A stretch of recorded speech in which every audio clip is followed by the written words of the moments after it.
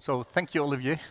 So my panelists will join me, and we just decided that we'll take seat. I will start a little bit about what we are doing and what we'll be introducing to you. So Olivier, thank you for the introduction. So welcome to our Smart City panel from the LoRa Alliance here today at the LoRaWAN Live in Munich. And yeah, for me it's a special pleasure being the chair of the Smart City working group of the Alliance now for 1.5 years, to have representatives from the different cities or companies enabling cities from more or less around the world. I will introduce my colleagues here later on when they pitching their stories and being part of the overall journey. We chosen as a title the journey to make cities smart with LoRaWAN, and as you know, it's a very broad portfolio what we can do with LoRaWAN, especially on cities. And so we will have Vienna, we will have the town of Cary from North Carolina, we will have city of Coburg here in Germany, and we have several cities from India. And surprise, surprise, you may know India is very, very fast growing in not only IoT, but they have many, many big million cities. And so I'm really looking forward, especially on that, how fast India is growing up. But all of them, really great stories, and be curious what's coming in more detail. But before jumping into that, I need to just coordinate this one. So why it's so important, LoRaWAN with cities? So we are all have big challenges, and all, we mean all cities and all the whole people worldwide, we're having all the same issues. We have an extreme concentration in the cities worldwide, all coming together, and we are facing actually massive problems in cities. We heard several times about water problems, water supply, clean drinking water. We have more and more heavy impacts by the climate crisis today. And I don't know if you just saw it on the TV, on the news. Actually, in the US, we have in the northeast heat dome. We have extreme heating problems in the big cities. And I'm very keen to hear from one of these colleagues about a special story, I think it's Andreas, regarding city climate, what we can do and how this helps cities to monitor and control on this. But of course, it's all connected. The connectionist environment is a worldwide impact to cities. And it's not only water, it's energy problems, it's food problems, how you take care with the waste in cities. All these are different use cases we are covering. And let me check, I'm far beyond here. So we will jump into the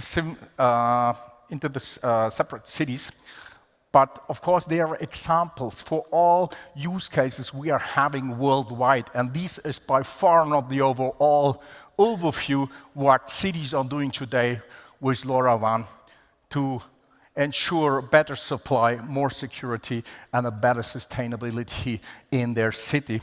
And I just want to script through what we as ZENNER doing, and don't dig too much into it, because we will much more have interest in what these guys are integrating. But we are all bringing together what is a city. City is a collection of buildings. So public buildings do a lot of with public building, if it's schools, it's sporting halls, educations, administration buildings. So you have air conditioning, air monitoring in that. But of course, energy efficiency, consumption, which is then very strong in what we're doing. But also fill level, all kind of fill levels is something. And we heard this morning from Olivier from Mercedes-Benz. They had many, many new structured use cases not by the sensor, but by the use cases. And I once said, okay, they had maximum 5 different use cases at all. It's always humidity, temperature, so temperature, climate control, fill level, tracking, moving, and this is completely indifferent in which industry we are looking. And the same to cities. Smart energy, smart street lighting is a massive, actually, program worldwide. We will see this later on. Smart waste, one thing which is on the top list for less than 8 years minimum. It was beginning for us, smart waste. Everybody was talking about how do we optimize the logistic for waste. Power station, just had lunch with a member here from Sweden, uppers north of Sweden. They're doing this a lot because it's a far-reaching country, and if a local power station goes down there, they need a lot of time to find the right ones, and so they are monitoring the local power station. The whole about mobility, it's not only PV and charging system, but of course smart parking. As a manufacturer of devices, I shouldn't say this, but my personal guessing in 5 to 10 years, we won't see those anymore. We already have those information by the drive-by, by all the other cars with monitoring system, radar system. They all have this information already in the backends. Powering system, it's very annoying when a charging app showing you, yeah, the charging system is free, and you come there and still parking a car on it. And of course, traffic monitoring is a massive thing. Water, Jelko mentioned this morning, liquid of life, of course. We're all aware of the catastrophic flooding, not only in Germany, but nationwide and worldwide. Big issue. Many, many cities actually engaging a lot with LoRaWAN into the level monitoring of even small rivers. But it's all about water, water quality, water control, algae problems in lakes, fish dying. All this can be done with LoRaWAN. And of course, leakage detection, the other side, in buildings, public building. We saw this morning how much million of damages Cary was doing. Donna was pitching this morning, how much you can avoid of damages when you get an early alarm and you have a chance to switch off the central water supply of a building. Smart metering, sure, energy control, breakdown consumption costs to anybody. You only can start to control your consumption if somebody tells you what is the normal consumption of a four-person family, for example. You think you was reducing your energy consumption. Nice, it was only 5%, but you're still about 50% on the average. How do you know that if you don't get measurements quite nice over sensorics? Submetering, and of course, and we see, I just pitched it, manhole. Ali will show that a little bit more on that. So we come to the first panelist, Christoph Wergen. And let me introduce it correctly. So Christoph Wergen is with Wien Energie. And Christoph, I have some notes on you. So he's the IoT project manager at Wien Energie with a background on innovation management and strategy. He has been working on deploying IoT projects for the last 2 years at Wien Energie. Wien Energie is Austria's largest regional energy and infrastructure provider. In his role, he managed individual use case projects as well as the rollout of citywide deep indoor LoRaWAN networks. So welcome on stage, Christoph. Thank you, Boris. Yeah, thanks for that marvelous introduction. For those of you who maybe don't know Vienna, we are the capital of Austria and not too far away from here. We have around about 2 million inhabitants, just for you to have a rough idea. Yeah, that makes us the second largest German-speaking city, which Ali, I'm sure you can only laugh about with the huge cities in India. But nevertheless, we have some interesting IoT projects that we want to talk about here today. So as Boris already mentioned, we are a regional energy and utilities company. We, in this role, also are the network provider in the city of Vienna for LoRaWAN and its surroundings. We have a very close cooperation with the city of Vienna on a few fronts, which I'll go into a bit later. But first, I wanted to give you a quick overview on how we approach the network that we're building. The first layer that we're building is just based on our own infrastructure, because we realized, well, we are a company that owns infrastructure, so the easiest way and the quickest way and the cheapest way is just to put some gateways on that infrastructure that we already own.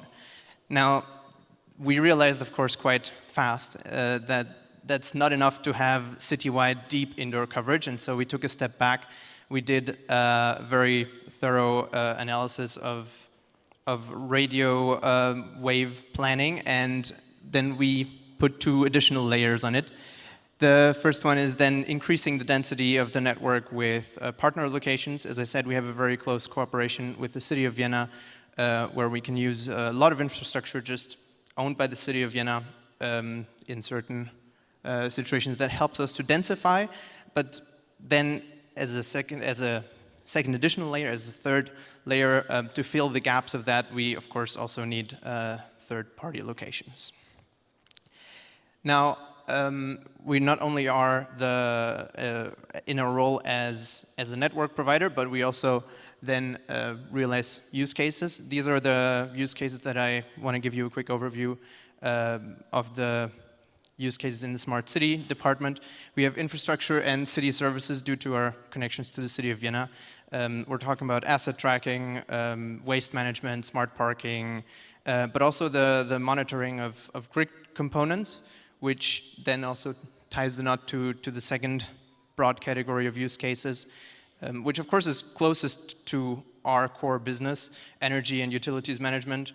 I think everyone here has heard of the smart metering use cases, so also this is one of the biggest ones for us. But also then managing our power plants in an efficient and smart way, as well as smart heating.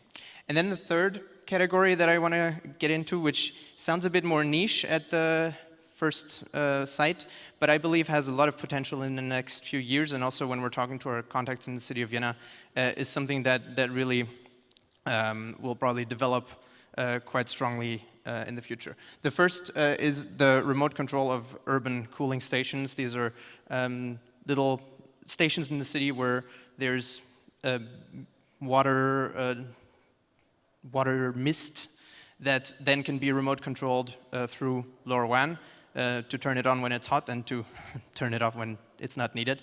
But then in my opinion, larger one is the soil humidity use case, and then hand in hand with that, the smart urban irrigation, and I'll get a bit more into that. The plants in urban areas are growing up in a harsh and dry environment. It's a very limited amount of soil that they have, and the watering of them is quite complicated, more than I at first thought. The manual watering is very cost intensive, but then also the plants, they tend to die due to under or over watering if you don't do that watering very well. And on top, you don't really have a traceability. You're not sure if the plant has actually gotten the water that it needs. And due to that, we have the following solution that we have already put in place in some locations, and we're rolling out a bit more. The first component is just a soil humidity sensor that then measures the humidity and sends it to our LoRaWAN, through our LoRaWAN network, to the network server. We then have a dashboard to have an overview of the soil humidity throughout the city, and then can from there either manually or automated through some thresholds send back a signal to the watering system, if there is an automatic watering system in place, to then water the plant exactly how much it needs when it needs it. And it might sound like a small issue, but there's a lot of plants in cities, and these plants, especially the bigger trees, they are very expensive, and they're very, well, they have been growing for a lot of years, so losing them is actually quite an issue for the city. And that's why, in my opinion, this is a very, very important use case, which I'm happy to talk a bit more about later in the speaker area if anyone is interested. That would be it from my side. Thank you. Thank you, Christoph. Thank you. So we come to our next panelist. If you just click on the... Thank you. So it's Nicole Coughlin from town of Cary in North Carolina. Thank you, Nicole, coming to stage here today. So it's not the first time she's on our Smart City panel. I'm very happy to have you here again and to definitely hear a little bit more what's happened so far over the last years from development, what you did.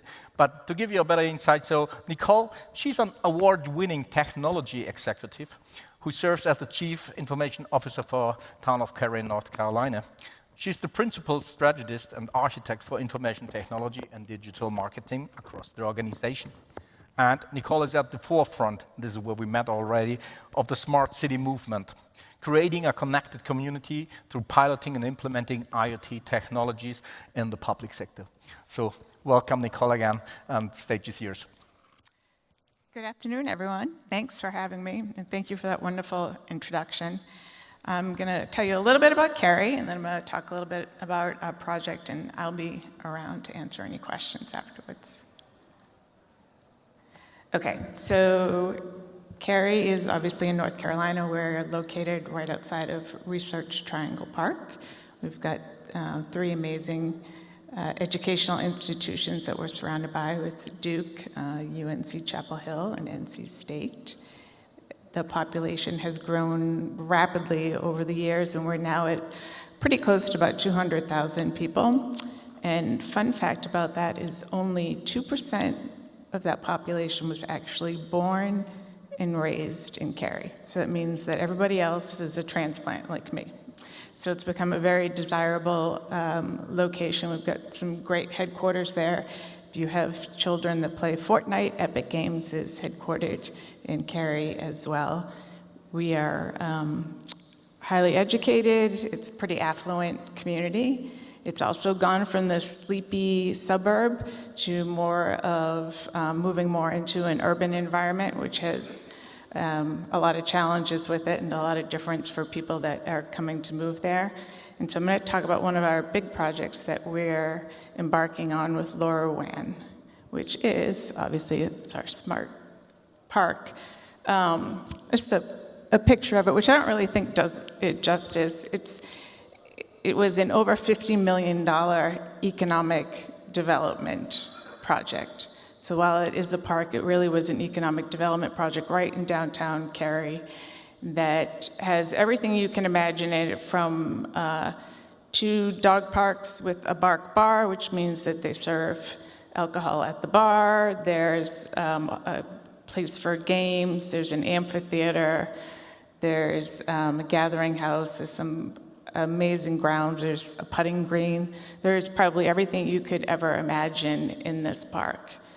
And it was a big risk for the town to redevelop and spend this kind of money in the architecture, and everything goes into the park.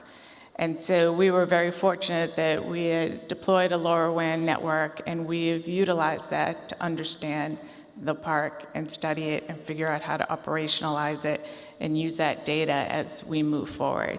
So there's everything, every kind of sensor you could probably imagine, from things that check the cooling of where the beer is, because one of the pipes was frozen, so that was a problem.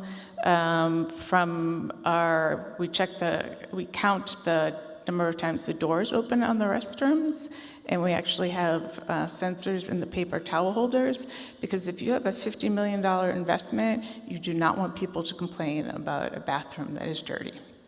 We also have weather sensors. We've got trash and recycling sensors, people counters, obviously, throughout the park, which has been incredibly important because we have all sorts of movable furniture, and we're trying to figure out, it's kind of divided into different spaces, which I don't know if you can really see it on that chart. But they do actually have names. One's the nest, which is there's these 2 big cardinal birds, that the children's play area. But we want to understand how it's being utilized and broke the space down into zones to figure out the utilization of the park.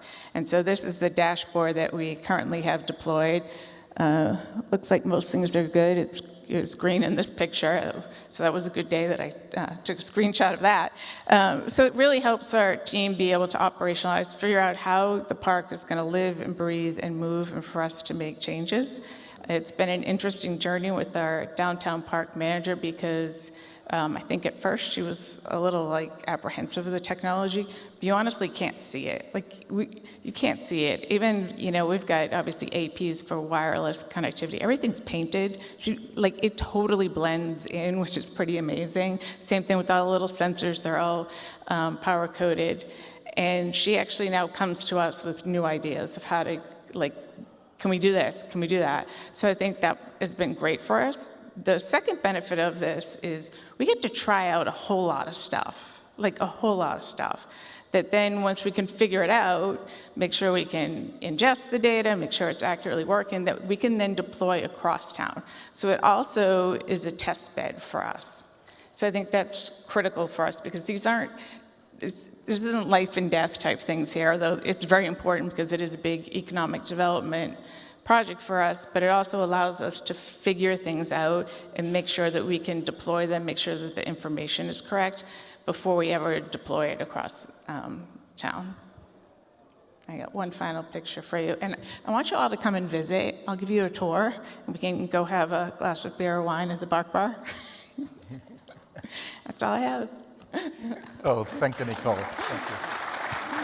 Pass to Ali. Thank you. So next speaker, and if you just thank you, is Ali Hosseini, the founder and CEO of ZENNER, a leading pan-Indian LoRaWAN network operator. Ali, with a wealth of experience spanning information technology, the Internet of Things, wireless, mobile, and software development industry, he has proven track record in Fortune 500 organizations. His goal, as I got told, is to enhance the quality of life and provide valuable insights into low-power, wide-area network technologies. Many people of the Alliance know him very well, and thanks again for that, Ali. You have been the former marketing chair of the Alliance and an active contributing member since August 2016. So thank you for having you on stage. Stage is yours. Welcome. Thank you. Good afternoon, everyone. Thanks, LoRa Alliance, for having me. What I'll be covering is 3 case studies on projects we've done in India, smart cities. But for those that aren't really familiar with what India's got going on in that space, I'll just quickly read off some cheat notes for you all.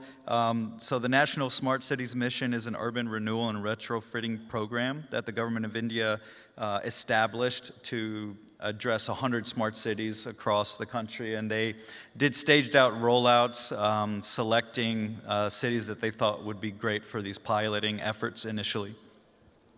The reason they started this mission was the expectation of nearly 600 million people by 2030, and they wanted to make sure that they had enough infrastructure in place that was digitalized and smart to be able to handle the influx of population that was expected to come. So the program launched in 2015, roughly 9 years ago, and they established it on 3 core foundations: people, process, and platforms.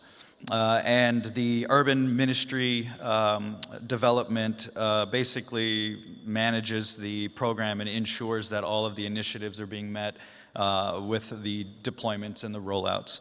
The government of India allocated about $25 billion of funding towards all the efforts in India, and there's an expectation of about 20% market growth by 2029. So there's a lot of stuff going on. Even though the the program started in 2015, just in the last 2 years, we're really starting to see projects actually take place and the connectivity starting to take on.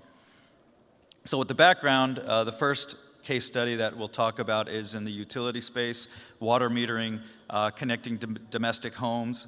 This is in Goa, where we deployed a network, and I've got some numbers. So the first pilot was about 3,500 water meters being connected in a certain part of Goa, and we were able to provide a blanket coverage with just 6 gateways in that area, providing deep coverage. With this specific project, I actually got a chance to go down to Goa and walk around the areas where they're actually installing the water meters.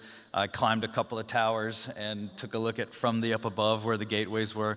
I was impressed to really get a true understanding of the coverage and the propagation that it can do. Some of these meters are in like big metal or concrete containers 2 meters under the ground, and they were performing just fine. What you see on the imagery is a water meter installation, the gateway at one of our sites, and then we have a software that we use to do all of our network planning and surveying, and it gives you an idea of where the actual nodes are of the devices. So all these green dots, blue dots, this is where the actual meters were installed in that city. The objective of the city was to make sure that there's not wastage of water, be able to reduce losses through leak detection, and be more transparent with the consumers that are receiving the water bills.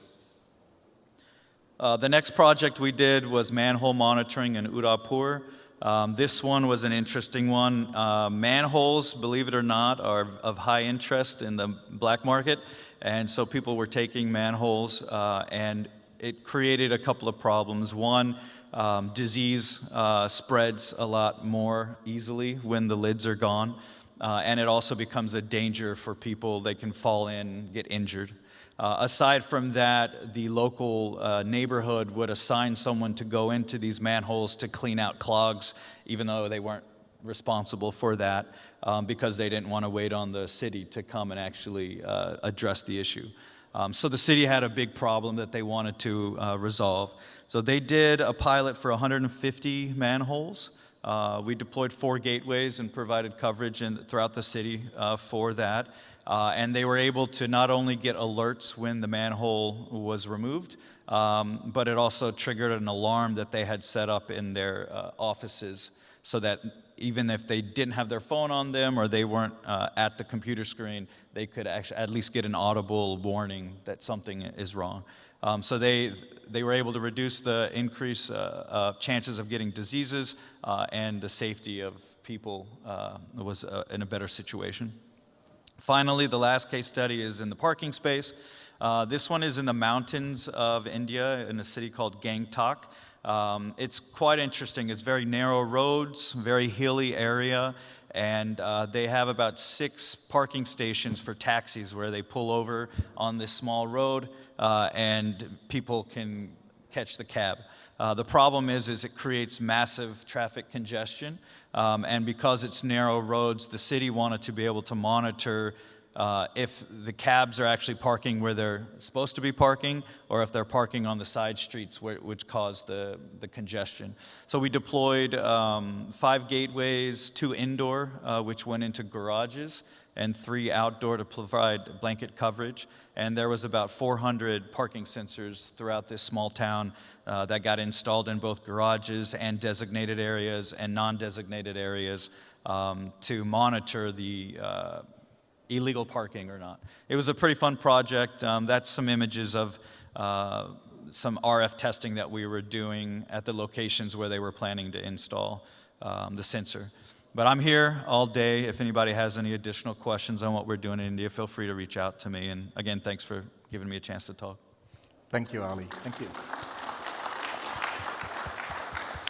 So we come to the next panelist, which is Andreas Kucker, the manager director from dacor. Andreas is an experienced in digital business for nearly 30 years. His way led him from software development, business consulting, building digital marketplaces to his latest passion, IoT. And for the regional internet providers SUK and dacor, he is currently in charge of the IoT division with its own local LoRaWAN infrastructure and a full service product range. So Andreas, welcome to the stage.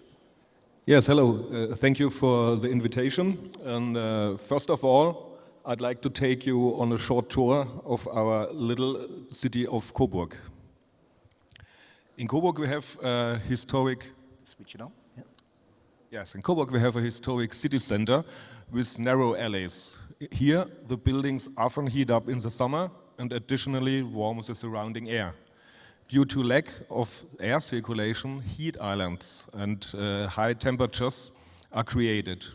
In collaboration with the city administration, 50 locations have been identified as points of interest and to monitored with sensors. These points are distributed throughout the city center and provide an overview of the city's climate situation. Various locations were chosen for monitoring: public spaces, heavily frequented streets, parks for recreation, and green spaces near buildings.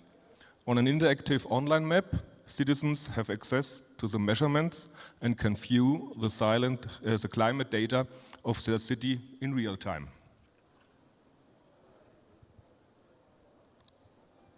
My hometown is located in northern Bavaria, approximately 300 kilometers north here of Munich. It has a population of a little 44,000 citizens, but an equal number of same people surround. The city center boasts a historic core with many winding alleys just around a central marketplace. In summer, the heat often accumulates in the city center due to limited air-conditioned circulation in the narrow streets. Additionally, the old, thick walls absorb and retain the heat, resulting in a little cooling in the night. Better conditions can be found in the parks, and green spaces throughout the city. Here, the trees provide shade and the air is cooled. Due to the general climate change, the conditions in summer months are getting worse.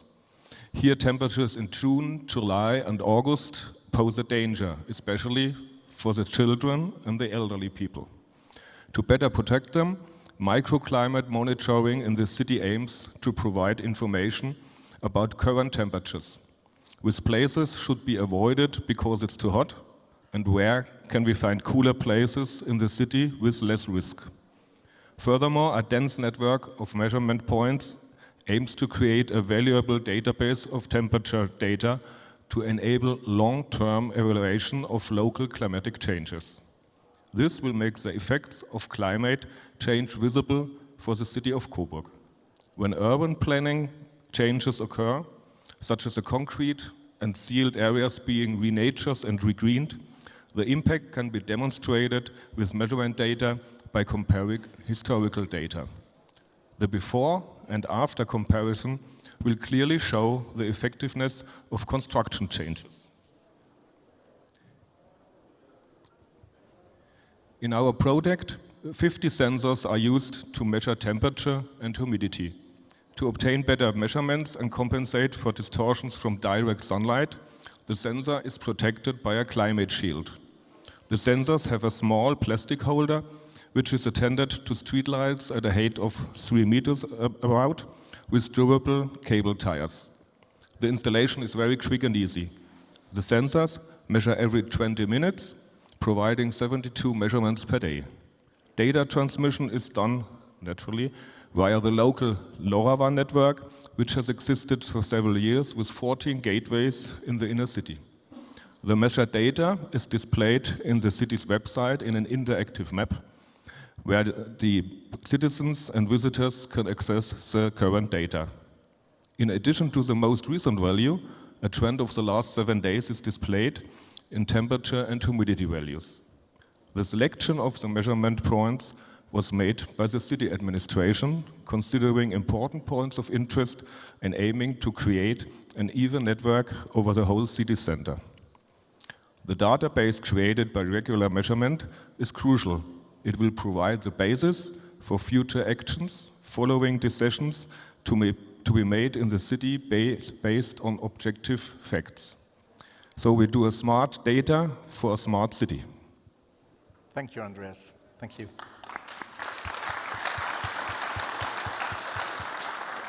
So we come to a little bit question and answer session. So we prepare a little bit questions for the candidates here. Then I want to start with Christoph. Christoph, so what are the top 3 reasons why cities should use LoRaWAN? Because you have a broad experience right now. So what are the top 3s out of your mind? I think the first one that comes to my mind is just battery life. I think for a lot of use cases, especially now I'm thinking as a utilities company, where smart meters are one of the big use cases, battery life is the key component that makes LoRaWAN the game changer in that area. Then obviously cost also is always a consideration, but I think the more interesting reason is just the openness of the ecosystem and the broadness of it. Because I believe that when you're thinking not just as a utility company, but actually as a city, you have a lot of different use cases that might not have so much to do with each other. So we always think of the city as one entity, but actually it's a lot of different departments of the city administration that have very different roles and very different needs. And the fact that with LoRaWAN you can still have all of these different sensors that solve these different problems in one network. I think that's a very beautiful aspect of LoRaWAN. Thank you, thank you. So Nicole, so we met several times already on the park project, and I really fancy it. So what were the biggest surprises you encountered with the smart park project during those? You have doing many things, but what were the biggest surprises? It's a surprise every day. I think for us, to be completely honest, it's been an amazing learning journey for us. figuring out the sensors, how to make sure that they work correctly, the right ones that work. Sometimes it's a lot of trial and error, honestly, for us. I mean, things that seem so simple, like we want to know when the trash is full. Well, they bought these really nice trash receptacles, and it was a challenge figuring out what type of sensor was going to be in there and what was going to stick. Literally, like some of these things they're not quite duct taped because they're glued, but it was a challenge to figure out how to make some of these things work. And so I think for us that's been the greatest learning experience in terms of technically figuring out like how does this work. And we just keep trying and trying and trying. I did want to piggyback on your comment about why cities should use LoRaWAN, just because I have the mic, so I can. There's no boundaries, like there's no physical boundaries around cities. And we actually, in my opinion, need to be thinking of them more in terms of regions. And then for us in the States, then, ideally it'd be the whole United States. Because the greatness about it is it bleeds over. So for Cary, we can help our surrounding communities become smart cities very easily with just where we have the technology to do so. So it's a great way for us to work as partners. And also, all of the applications that most of us have talked about, especially whether it's climate or emergency services or there's a flood or tornado or whatever it may be, Mother Nature doesn't stick to a boundary. And so I'm always on my platform of it's really important for us to all work together because this technology lends itself so easily to do that. Awesome. Thank you. Thank you very much. So coming to Ali, so what challenges did you face when deploying the LoRaWAN solutions in India's smart cities? What were the biggest challenges you encountered there? The terrain and the environment in India, it's different than what I'm used to in the US and what I've seen deployed in Europe and so forth. So the parking case study I mentioned is a very good example. There's not traditional parking in India. You don't find everyone following the rules when it comes to parking. So how do you take something as intelligent as digitalizing parking, but doing it in a way that can be used successfully in an environment like that? So the ROI and the price sensitivity in India also led us down this path of illegal parking, tracking it, and being able to enable the police department to issue the tickets, which generated revenue for them. That seemed to be well more accepted than the traditional parking path. But yeah, we get monsoons there. The pollution levels can be pretty high sometimes, and dust particles can get into the equipment. So you have to do a lot of testing. We've done months and months and months of testing on different sensors in the environment just to make sure it can uphold to the standards of what India has. Okay, thank you. So coming to Andreas, so we were talking a little bit, and you were introducing me a little bit more about the city, and that's why I have to ask a question. So how did you start the journey to make your city smart? Because it was not coming from the citizens or from the city itself, right? Yeah, for real, as we started 5 years ago with IoT and LoRaWAN, there was not really a demand for that. We developed our network, we implemented some use cases to demonstrate the possibilities of the technology. We did some soil moisture control for the trees. We did some parking applications as well, and tried to show the benefits of technology for the citizens, because they have to pay for that with their taxes. And they have to get the best benefit out of the technology. And so we developed some use cases and showed the possibilities of LoRaWAN and tried to talk to as many people as possible to get supporters to roll out the technology in more and more fields. Thank you. So, Christoph, what were the key learnings from building a citywide LoRaWAN network that others could learn from? Well, I already showed the levels of thought that we went through, and I think the first big learning that should be obvious, but sometimes isn't, is to have a plan, and to obviously the first step is always, well, we have infrastructure, let's put it there, but that's not enough. You need to know your environment, because in rural areas, of course, radio wave propagation works very differently than in dense urban areas. And so the doing really a professional planning really helps us in knowing which gateway to put where to at the end really have the coverage that we want to have, because it's more complex than you might think well, than I thought at first, at least. And I think that's the first big one. And then the second one, in my opinion, also is obviously that having strong partners really helps a lot.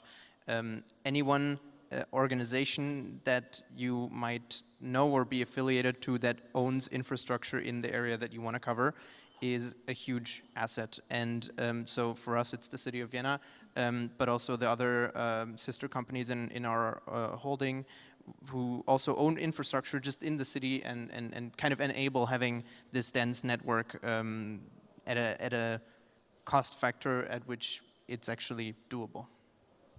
Thank you. So, Nicole, you were already almost touching the point, but I just want to have a clear statement on that. Why is an open IoT platform vital for smart cities? Yeah, it's critical for us. We are, I like to say, we're a small but mighty team. And so we have plenty of things to already manage. And for us, it's really important that we can ingest the data, no matter what sensor it's coming from. We don't want closed systems. We don't want to manage 5,000 different applications. We want one way to be able to view it, ingest it. And also, if we need to, just, it's not as easy as it sounds, but rip and replace if we need to. And so it's incredibly important that you build the infrastructure. And we spent a lot of time figuring out what the right infrastructure and architecture was going to be for us, that works for us. Okay, thank you. So, Ali, when facing, because you're very deep in all the IoT environments, so how do you view the 5G rollout in India impacting LoRaWAN deployments, if any? So from a competitive perspective, I don't see that as an issue. 5G has its space and LoRaWAN has its space, and they're pretty compatible when it comes to solving problems for smart cities. We did find some technical challenges where 5G frequency was bleeding into LoRaWAN, and our network was, as soon as they started rolling out their first couple of antennas on towers, we started to see devices not performing as well. So we did some analysis, and the GOA project, that was one of the reasons why I climbed the tower. I was trying to investigate with my team on why we're seeing packets drop all of a sudden.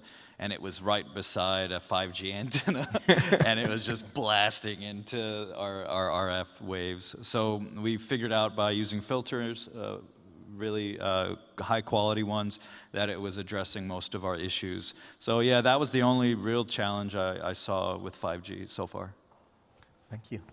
So Andreas, it's finally IoT is also all about money, so financing models. How do cities fund their LoRaWAN IoT projects? Any examples for that? Yeah, funding is done by the city administration. They are paying taxes from the citizens, so they take a very close look if, yes, the invest is worth it. And for that, the decision cycles are very long. It's hard for us to wait months and years, yes, to get an order or to implement a project which we like very much, and yes, they're founding with Texas and take a very close look if it's worth to invest. Finally, okay. It's hard for us to wait. I guess so, yeah, I guess so. So Christoph, so what are the major determinants of a successful project, and what are common hurdles or barriers to IoT project success?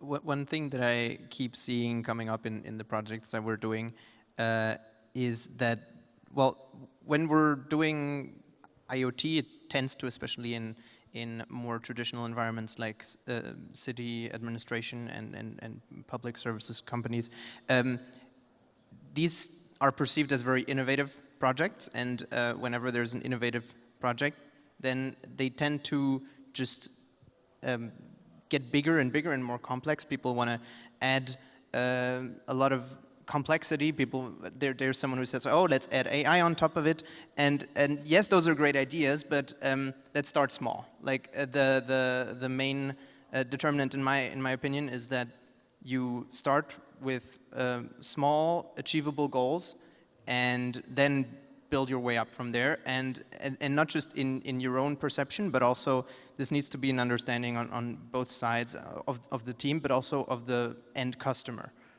So the term expectation management there is something that we're really realizing is a very important aspect of our projects, that the client knows what to expect, because if expectations are higher than the reality, then the client will be disappointed, even though the project was very successful. Okay. Okay. So setting the stage, I think it's quite vital directly from the beginning, right? So, Nicole, so what advice would you give smart cities as they embark on their IoT journey? But just starting from scratch, so what is the most thing what they should take care about from your side? I think it's expect to fail, right? I mean, if you expect to fail, you're gonna just keep trying. And by the way, failure is a very good thing to do, as it's the only way to learn. And for us, at the end of the day, it's really all about the data, right? Because we're trying to make data-driven decisions. And I think if you start to think of it that way, and you base every sensor that you put up is what's the outcome? What decision am I going to be able to make with that data? Then it starts to become easier to, as you start to think about building a plan. So I would start with, what is the data that you want, and what are you going to get out of it? Okay, okay. So, Ali, you were introducing us 3 different use cases. Are those the anchor application which are driving the LoRaWAN deployments, or are there others for Indian smart cities? I think the commonality across the world really is the utility space. Metering, if it's gas, water, electricity, seem to be the anchor applications that are being deployed in India. We haven't seen a huge influx in the electricity space for LoRaWAN, but gas and water has really started to penetrate. I think about 90% of our revenue comes from water metering or gas metering. And then we have these other side projects that I talked about today. So yeah, I think that's a really good thing, because the amount of nodes that are being deployed justify the robust network, and then once the network's there, you can start tinkering and putting on other solutions. Thank you. So finally, Andreas, so what was the biggest challenge to you to start the journey with your city transformation into a smart city? Biggest challenge? Definitely not technology. Technology is, LoRaWAN has such a wide range of sensors available and so many use cases we could use. It's all about people. To find supporters, to find people who are willing to do the change. Change is always a little bit of pain before you get the benefit, and this is a key task, to find the supporters in specific fields which are willing to go the way to innovation and to build up a new benefit for the citizens. It's people, as usually everywhere. Thank you very much, Andreas. So, thank you all. It was a great pleasure for me having you here on stage, giving us insight from more or less all around the world. And it was just a little dip into all these different use cases smart cities today are rolling out. And whenever we're doing these kind of panels, we're coming up with new stories, new region, and I'm really fascinated, because I saw it now after 8 years, I already heard all the use cases, what they've done, but it's always, there's a new one or a new story coming up with new problems with everybody thought, yeah, this was sold already. No, it wasn't, because it's coming up again and again. So thank you very much. It was a real pleasure having you. For all of you having questions to these excellent speakers and panelists, they will be here directly after the session, but of course, I know that all of you will be here also tomorrow. So reach out to them, get the first-hand information about their experience, what they're doing, what they learned from. It's really vital to get this insight from you. Thank you very much for having us.